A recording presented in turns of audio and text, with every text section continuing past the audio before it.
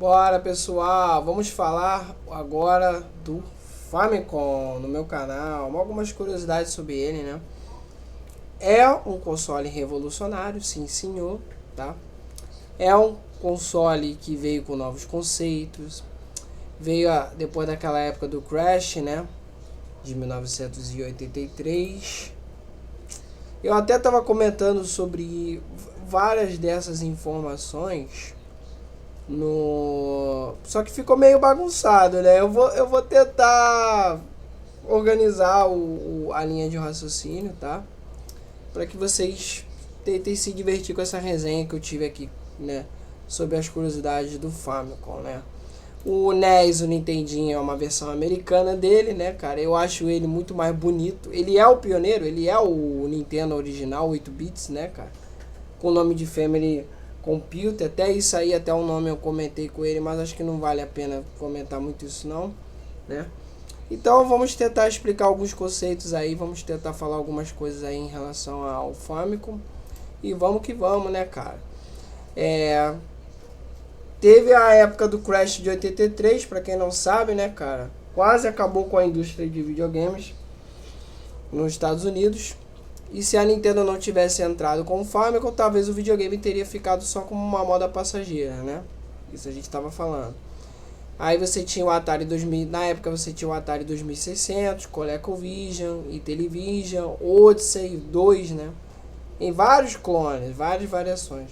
O mercado, com certeza, ele ficou saturado e confuso. Jogos de péssima qualidade. A Atari ela liberava qualquer empresa para lançar jogo sem controle de qualidade. Entendeu? Sei lá, você tem o icônico o ícone do fracasso, né? O ET de 1982, vou botar aqui, ó. ET Atari. Esse jogo aí, ó, que o pessoal achou uma porcaria na época, né? Pac-Man também, tá? Que era uma adaptação muito mal feita, frustrou milhões de compradores. Você teve perda de confiança no varejo. Acabou mesmo, cara. Praticamente matou a indústria dos videogames na época, cara. Foi terrível mesmo, foi sofrido, tá? E aí tinha a concorrência dos computadores pessoais, Commodore 64, Apple II, MSX, né? Vou até botar aqui, ó, o Commodore 64, deixa eu ver aqui, ó. MSX Commodore 64. Aí, ó. Esses aqui eram os computadorzinhos da época, né? Que começaram a ganhar mais espaço.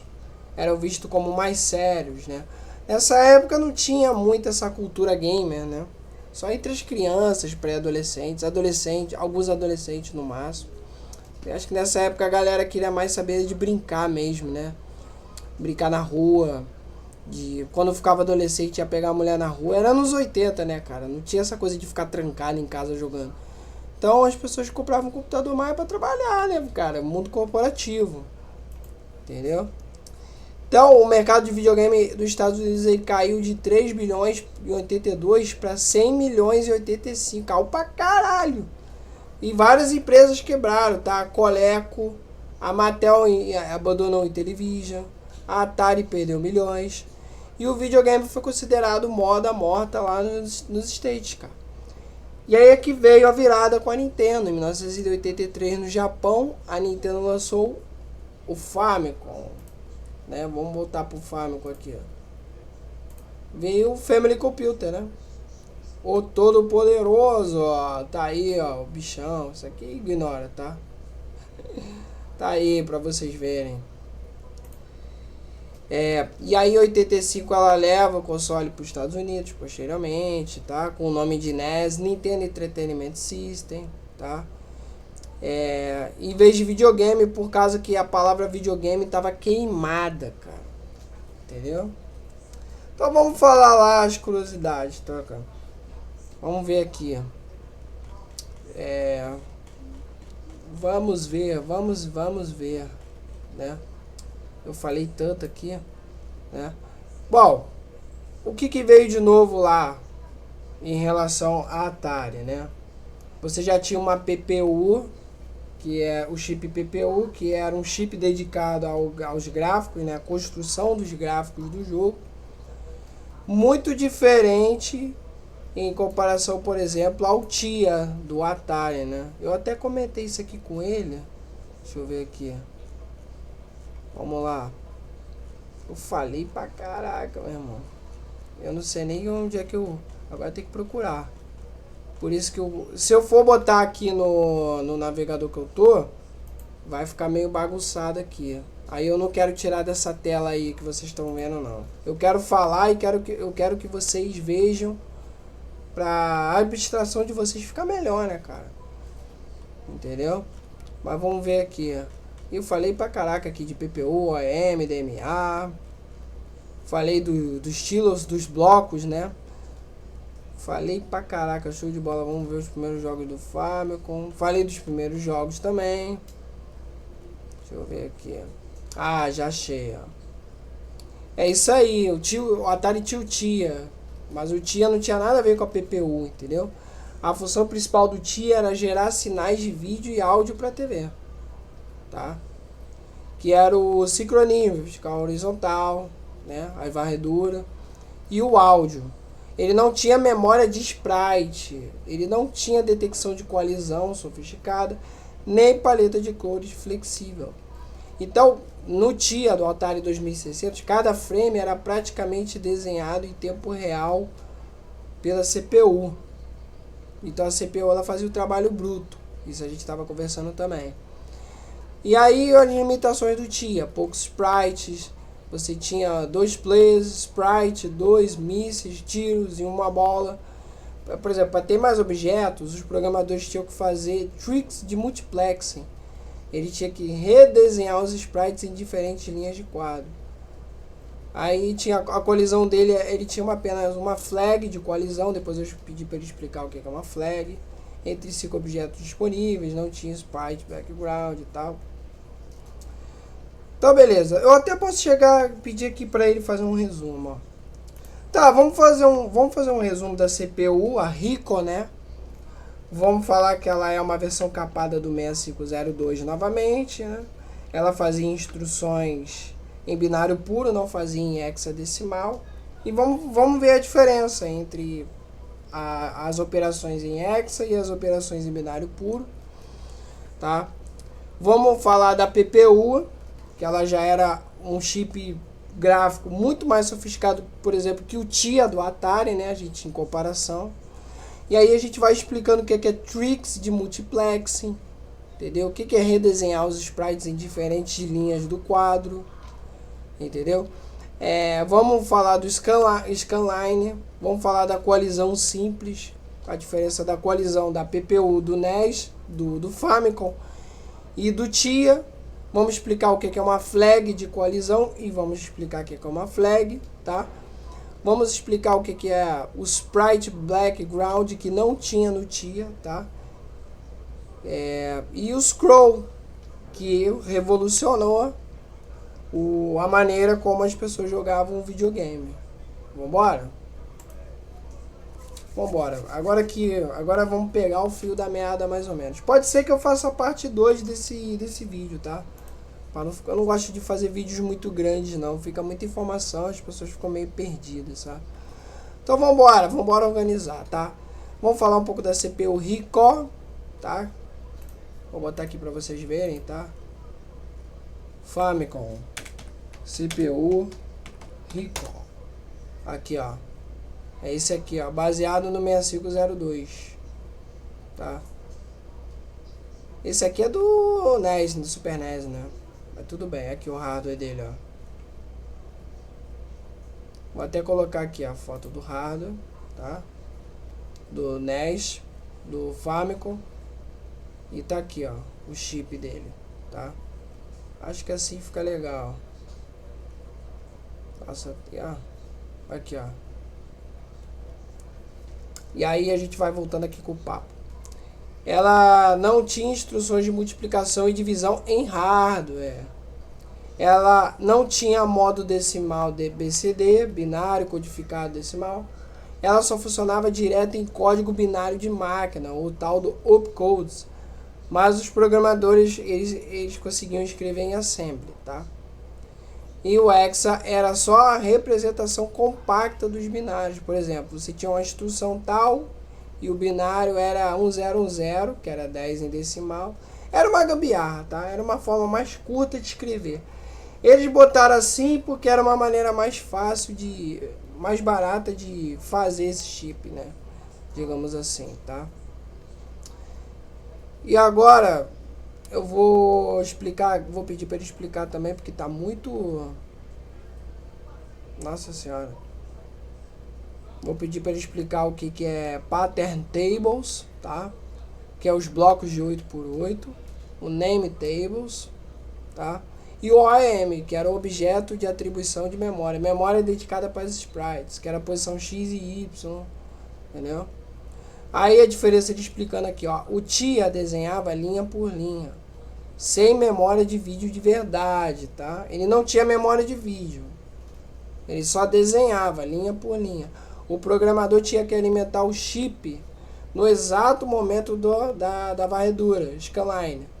O nome dessa programação era conhecida como Race the Beam. Entendeu? Como vocês sabem, a TV ela faz uma varredura, né? Ó, varredura TV de tubo. Como vocês sabem, a TV ela faz a varredura, né? Linha por linha, coluna por coluna, né? Eu vou fazer um vídeo sobre TVs, não se preocupem, tá? Aqui, ó. Aqui a varredura, os quadros é um movimento, né? Na tela, dentro da telinha, tá? E aqui é o quadro de retraço. Um dia eu vou explicar isso aqui com mais detalhes para vocês, não se preocupe, para não ficar muito confuso, né? Então vamos lá, deixa eu falar com ele aqui para não ficar muito rebuscado não. Tá bom, vamos falar de maneira mais simples aqui, tá? Você falou aqui da CPU Rico, né? 2A03, 2A07, tá? Explica mais um pouco por que eles escreviam em assembly, apesar de funcionar direto em binário, tá? Para não ficar muito confuso. E aí você tinha aí os registradores principais, que era o acumulador, né? Que eram as operações aritméticas lógicas. Você tinha a indexação e contadores. A gente pode explicar um pouco mais isso de maneira mais simples, com abstração maneira para todo mundo entender, tá? Esse contador de programa, stack pointer, vamos explicar também o status flag, tá? E vamos explicar também para as pessoas como que a PPU chip gráfico do Super Nintendo, do Famicom, trabalhava com os gráficos, né? Que eram blocos de 8x8. Todos os jogos eram construídos como se fossem Legos, né? Bloco por 8, 8x8, usado como estampa para formar sprites e cenários. E o Name Tables, que era um mapa de tela que organizava os tiles. Aí você explica o que é os tiles, como eu falei, e você vai explicar o que é os mapas na tela. Pode explicar também a paleta de cores, tá? Como ela é trabalhada, e o objeto atributo memory, né? OAM, que é a memória dedicada para sprites, que está dentro da PPU, que é a posição XY, tile, entendeu? E é isso aí, cara. E é isso aí, vai explicando aí, tá? Vai explicando aí. Enquanto eu vou botar aqui na tela para vocês o Tiller 8x8 Famicom. Ó, tá aqui, ó. Eles pegavam as fases, os bonecos, as explosões, tudo que aparecia no jogo era formado por bloquinhos, tá vendo?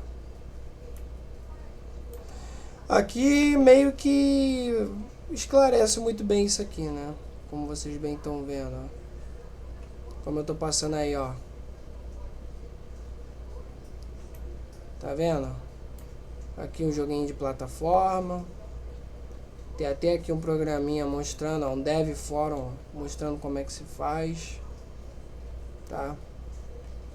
Vou botar aqui em cima, que aqui eu acho que dá pra ver melhor a pegada. Deixa eu botar mais um pouco pra cá. Assim, ó. Vamos lá. Que ele vai explicar melhor. Fechou. Vou simplificar o papo, mas sem perder a parte técnica. Aí ele fala da CPU baseada no famoso MOS 6502. Capada. O processador ele entende binários, 0 e 1. Isso aí todo mundo tá careca de saber. Mas escrever o jogo só, escrever o jogo só nessa pegada, óbvio que ia ficar impraticável.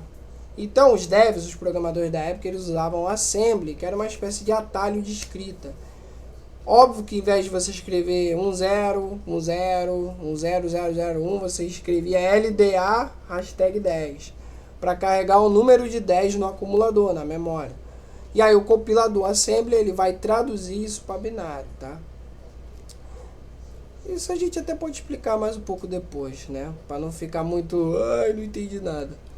E você tem os registradores principais. Pensa nos registradores como umas caixinhas rápidas que a CPU vai usar o tempo todo, né?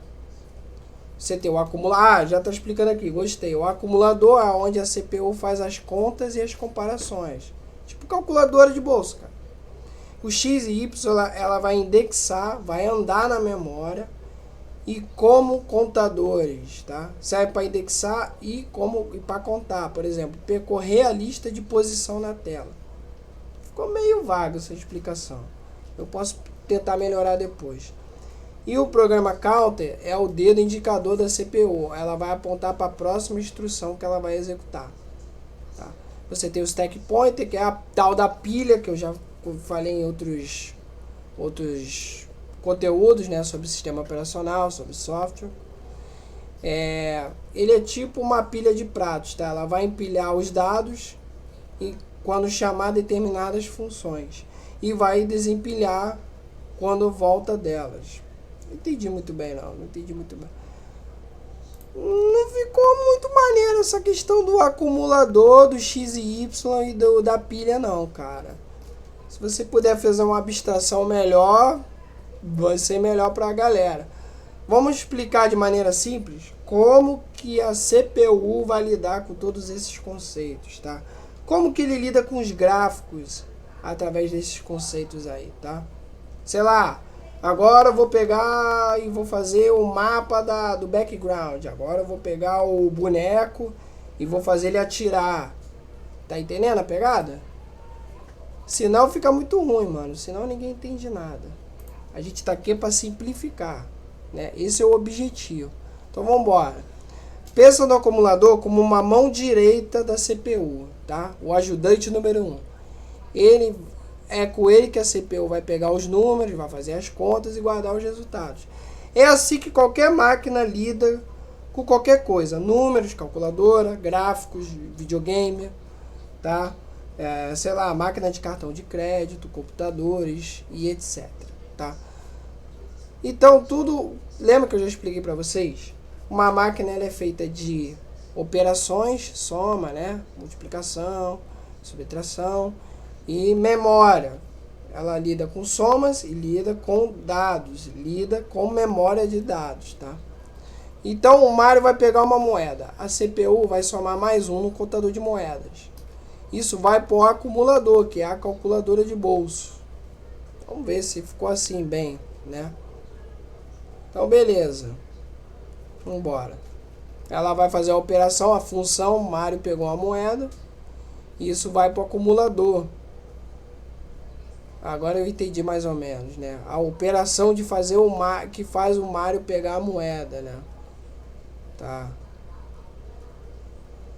E X e Y indexadores. São como dedos que apontam posições para a memória. Sei lá, se a CPU fala X anda um para a direita ou Y desce uma linha.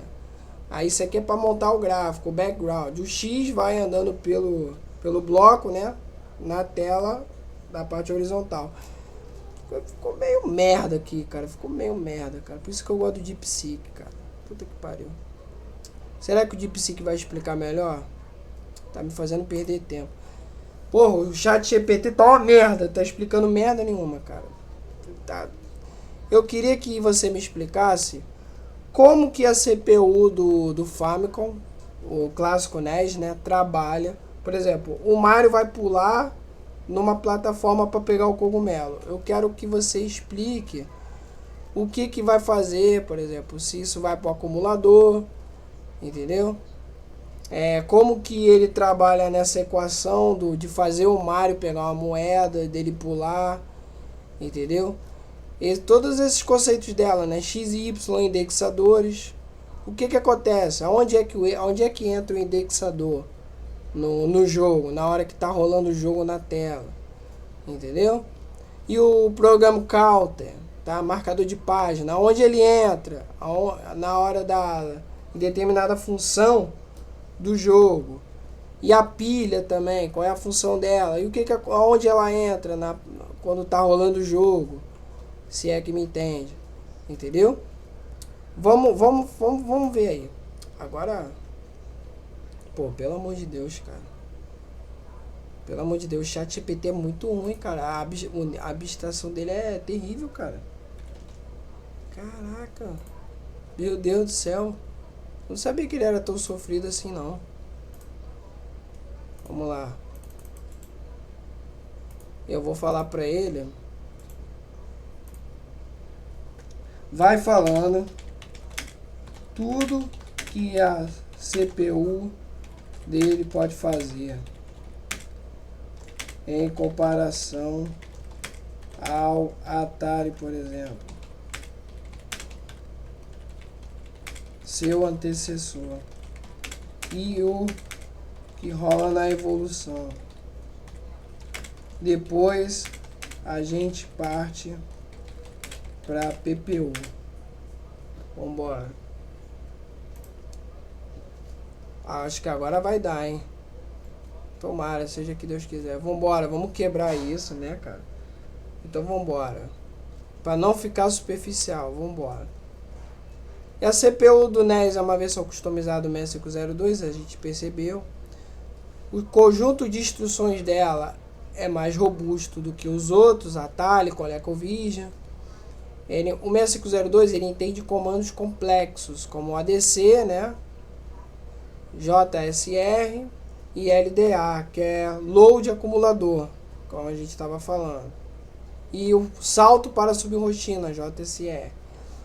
O TIA do Atari era muito mais limitado, você tinha que malabarizar com registradores simples para fazer qualquer coisa. Você tinha que fazer uma gambiarra monstro.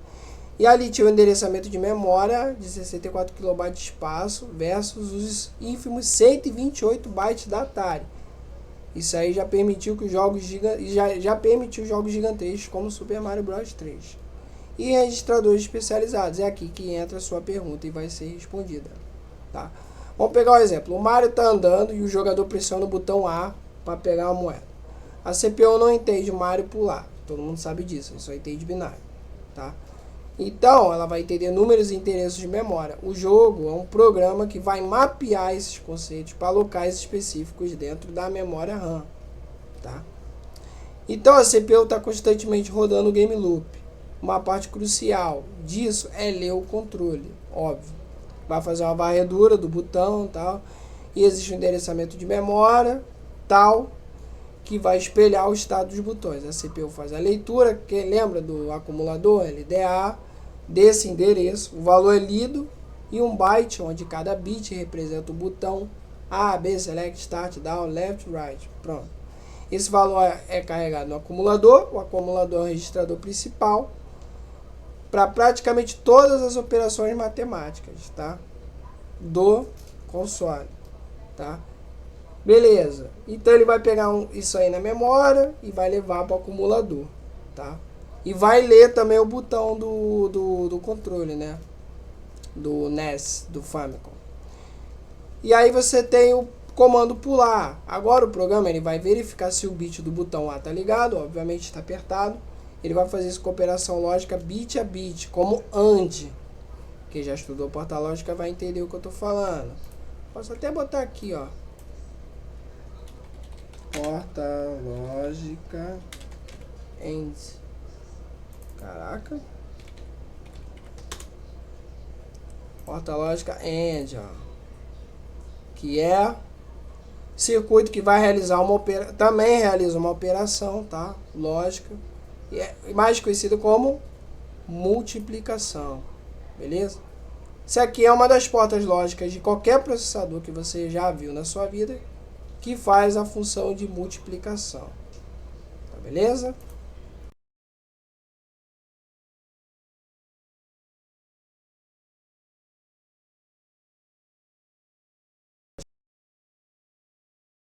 Se for verdadeira, aí tem a condição. O programa precisa checar outra condição. O Mario está no chão. Você tem que ver o tempo todo onde o Mario está. Se ele está no chão, se ele está pulando, se ele está caindo. Qualquer estado do Mario, ele é armazenado em outro byte na RAM, tá? É legal explicar isso, eu acho maneiro para quem está começando, tá ligado? E aí a CPU vai fazer isso, né? Ele der a Mario State. Vai ver no acumulador qual o estado do Mario e vai comparar com o valor, que significa, sei lá, no chão. Isso é feito com instruções de comparação.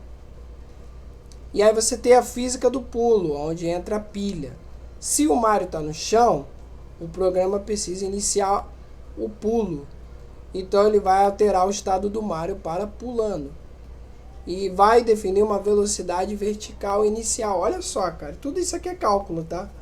Você tem um valor negativo, pois na programação de jogos o eixo Y ele cresce para baixo. E a velocidade vertical ela é armazenada em uma variável na RAM. Lembra que eu falei da variável? Uma caixinha com dados? Digamos, Mario velocidade Y. Entendeu? Você tem a variável velocidade do Mario, tá?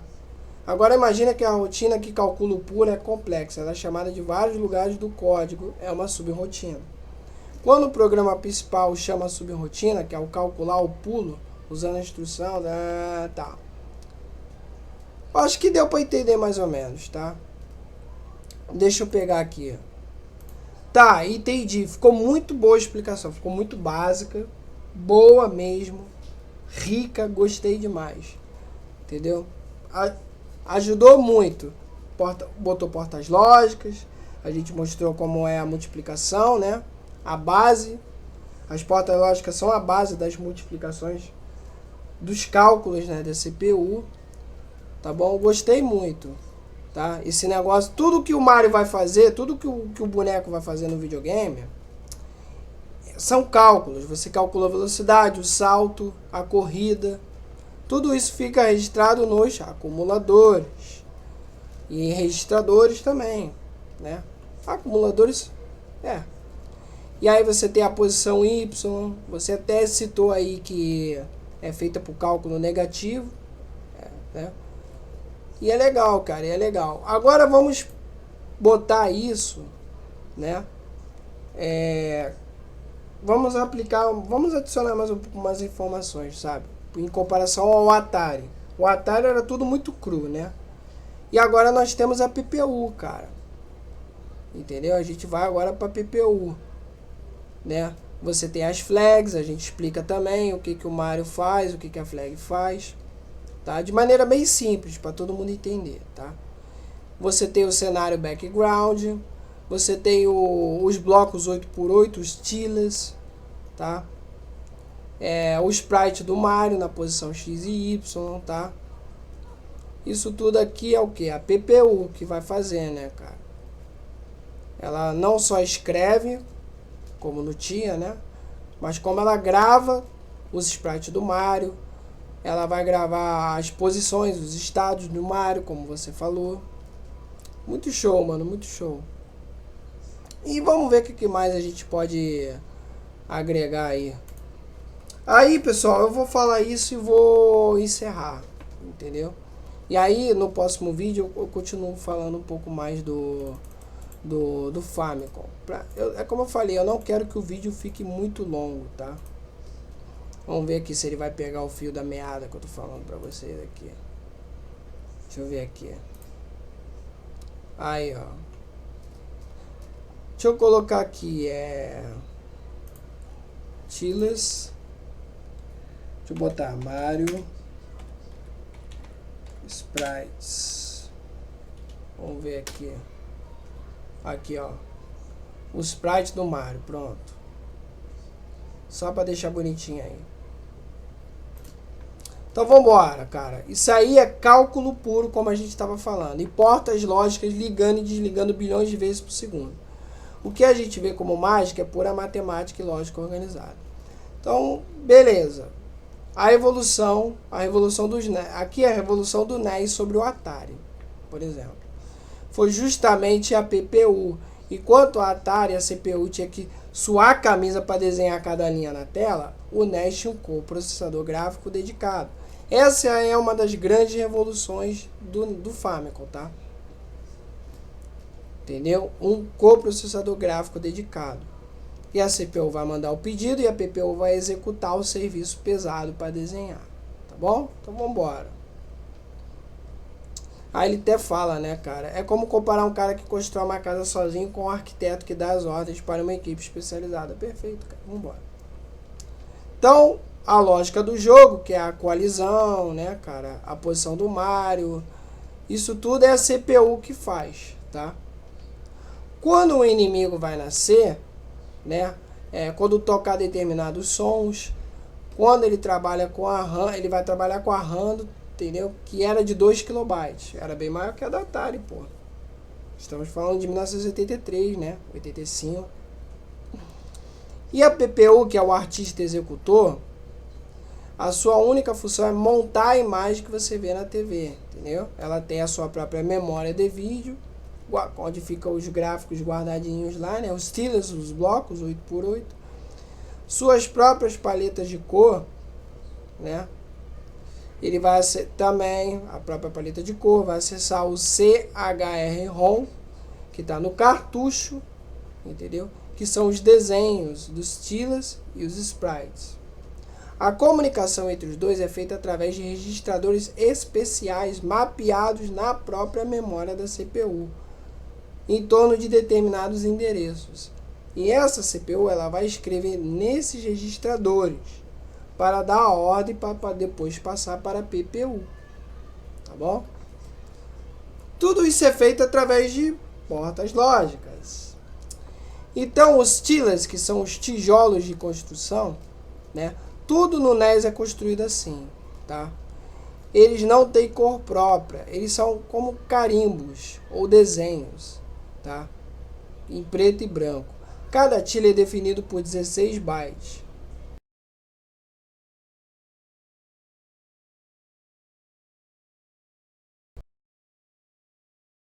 Meu Deus do céu, cara.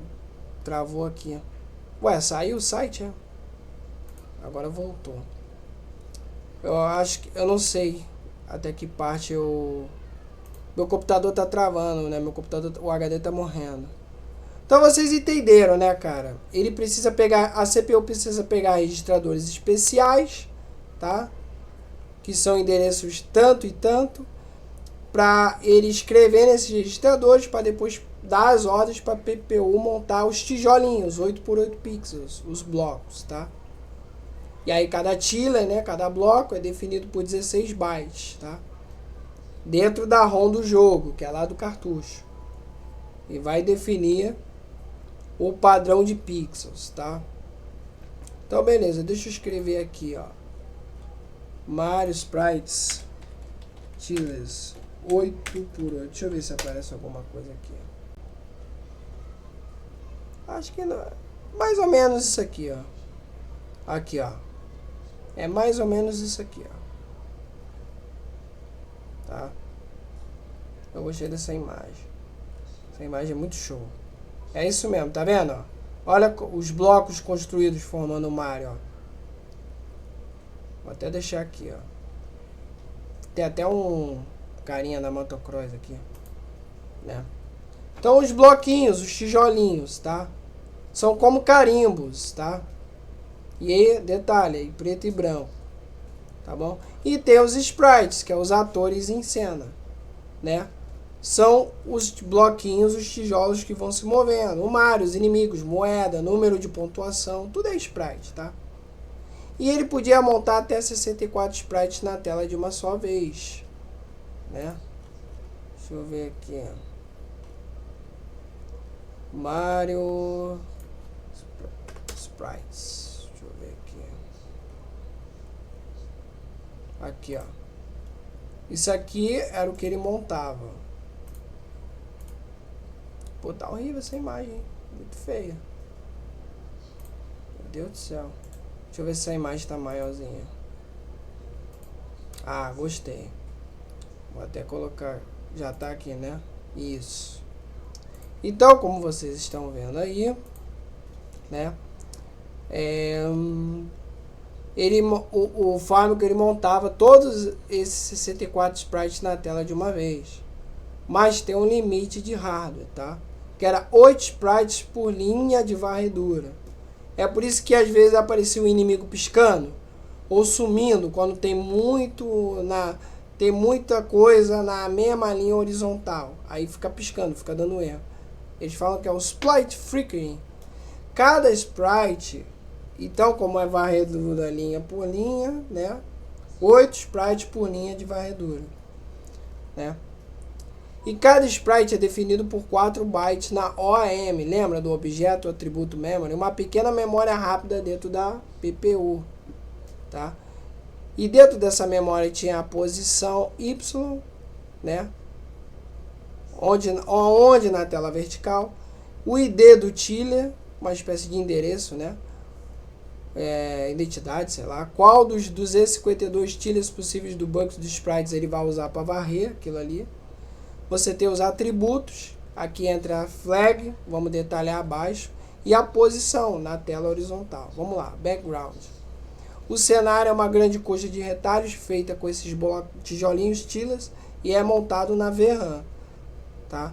Tudo isso aí que você está vendo, background, cenário, é montado na RAM, tá bom?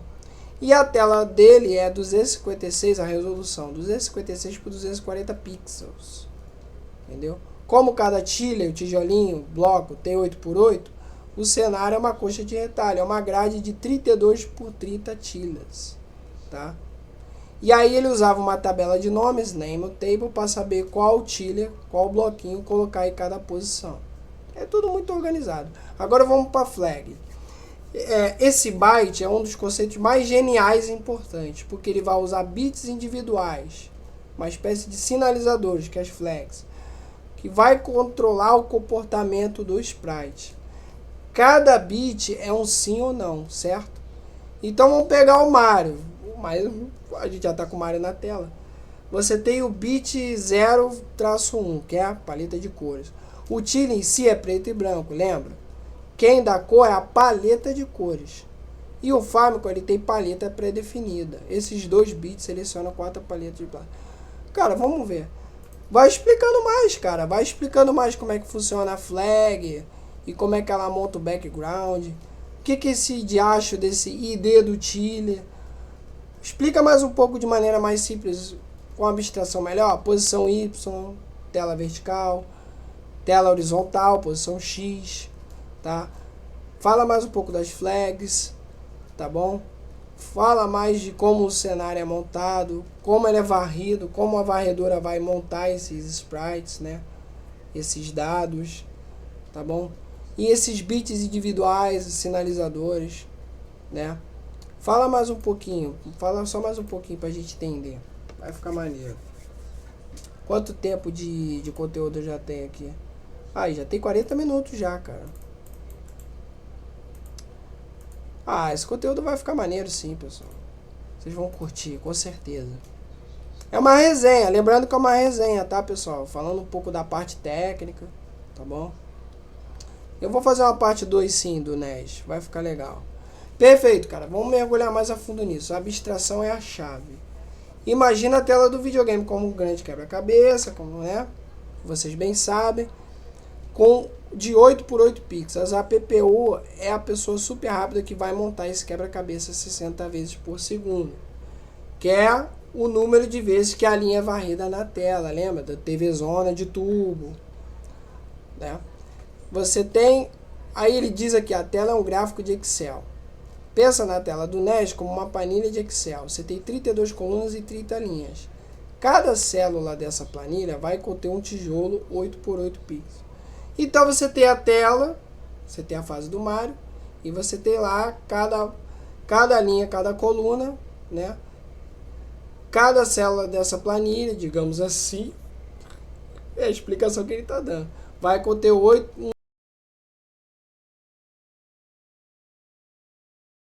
Y. A X é horizontal e a Y é vertical.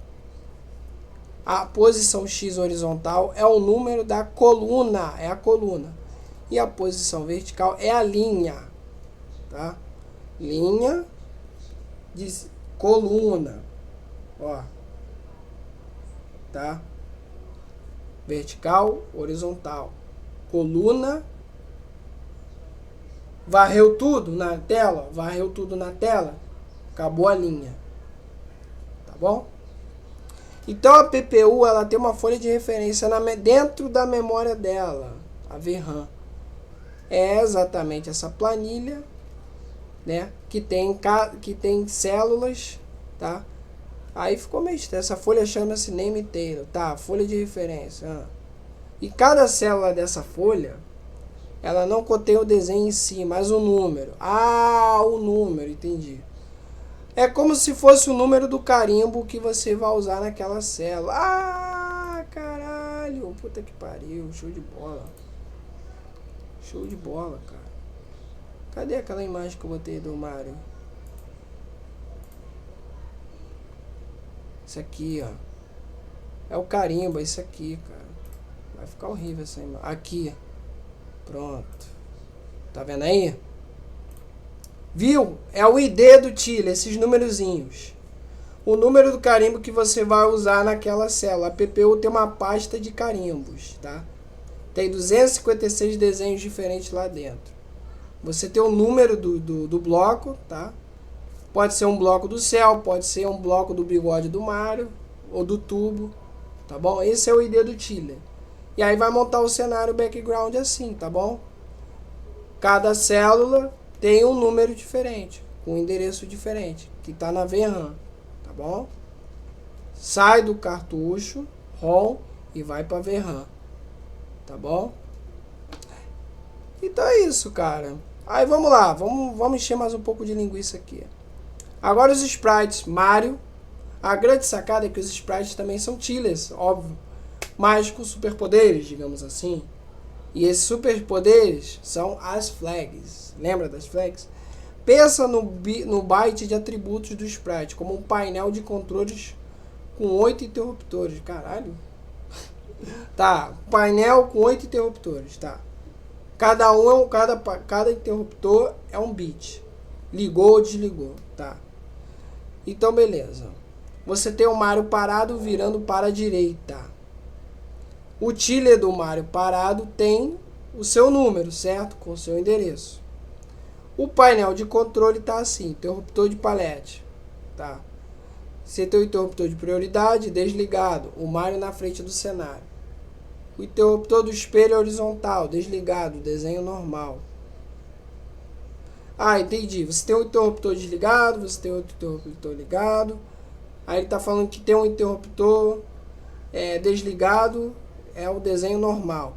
O outro interruptor está desligado de prioridade, que é o Mario na frente do cenário. E o interruptor do espelho desligado. Eu entendi. Para você, vamos lá para não ficar muito confuso. Eu entendi mais ou menos. Para você fazer o Mario parado na tela, por exemplo, você tem os IDs, os números, que ficam guardados na VRAM. Sai do cartucho, sai da ROM, vai para a VRAM. A PPU vai pegar esse estado do Mario parado, com os IDs, os números, né? Aí você falou desses interruptores, né? Então tem uma combinação de interruptores ligados e desligados para mostrar que o Mario está parado na tela. E de repente o Mario vai para a esquerda. E você diz que a CPU não precisa carregar um bloco novo, um tijolinho novo, né? De pixels. A única coisa que ele faz é ligar certos interruptores. Que no caso você falou que é do espelho. Entendeu? Ah, só que ficou meio confuso esse negócio de palete, prioridade. Ficou meio esquisito. De verdade, cara. Entendeu? Ficou meio esse negócio. Ficou meio esquisito. Se tu puder facilitar. puder facilitar, eu acho que seria bom, cara. Né? A gente tá aqui é para aprender, né? Vamos aprender juntos, pessoal. Para você sair daqui entendendo o hardware e o software de cabo a rabo.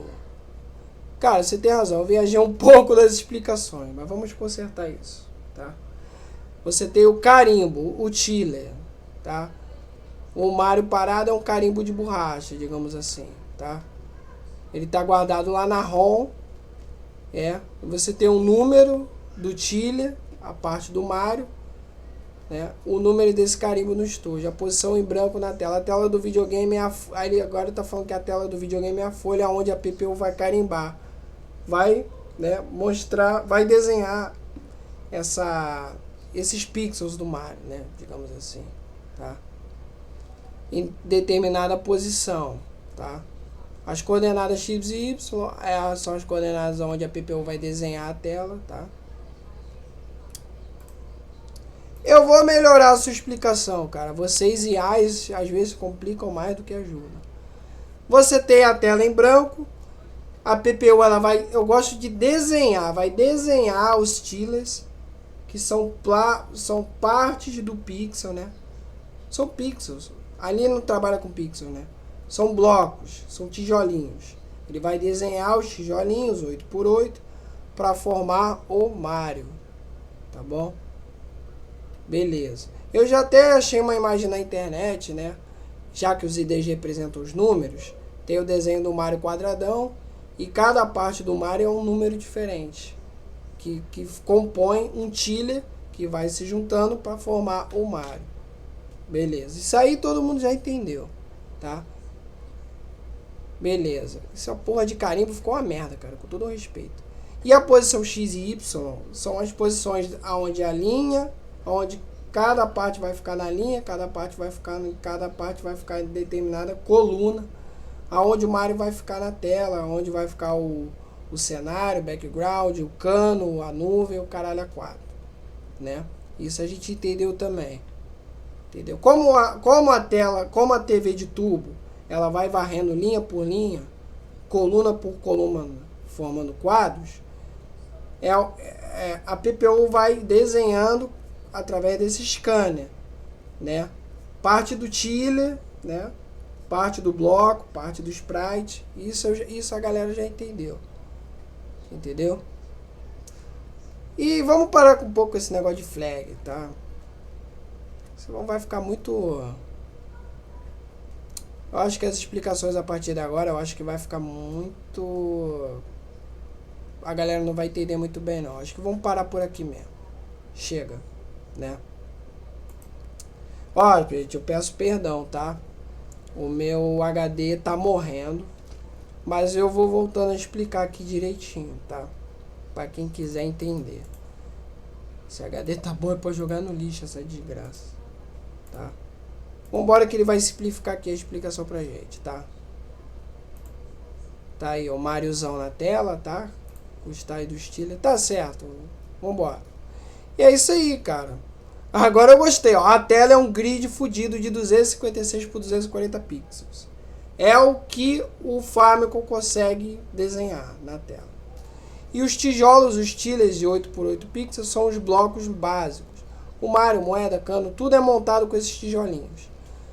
Cada tijolinho tem um número, como tá aí na tela, o ID. A PPU olha para o número e vai pegar e vai saber qual desenho pegar do cartucho e jogar na tela, esses números aí. Posição X e Y são as coordenadas exatas no grid, aonde cada tijolinho vai ser colocado. A PPU vai lá e coloca e monta, tá? São as posições, aonde cada tijolinho vai ficar na tela. Tanto faz se é o Mario, se é o cano, se é a nuvem. E a varredura, a TV varre linha por linha e a PPU vai alimentando essa varredura com seus pixels, tá?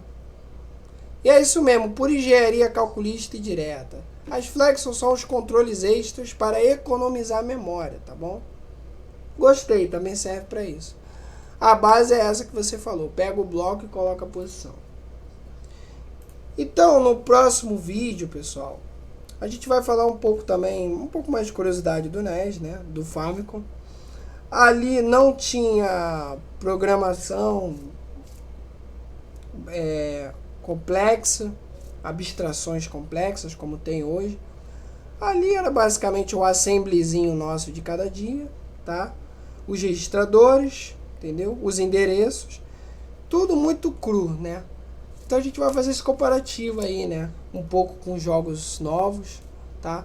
Só para encher linguiça, tá? A gente já falou um pouco do hardware, já falamos um pouco, né, das memórias, já falamos um pouco do processamento, da PPU, do chip gráfico. E aí a gente vai partir para essa, né, cara?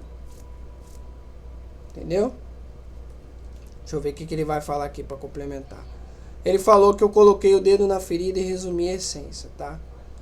Ali era linguagem assembly pura, direto no metal da CPU, no lombo da CPU, tá?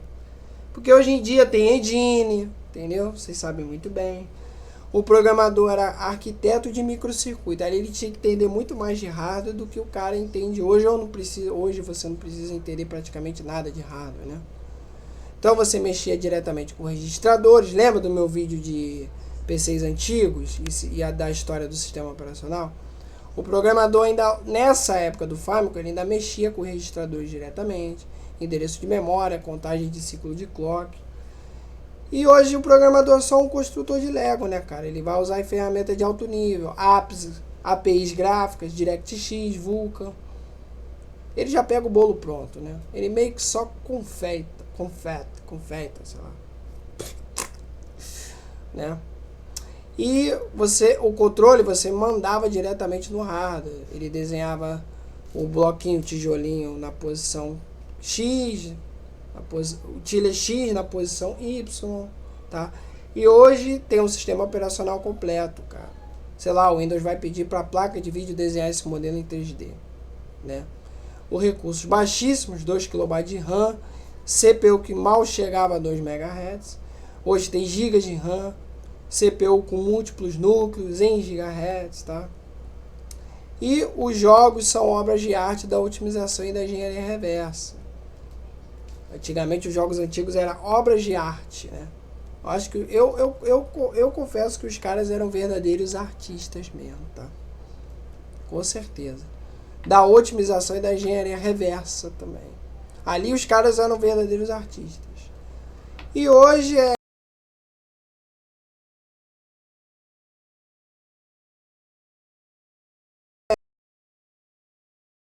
programador nem precisa mais saber o que acontece dentro do hardware, tá bom?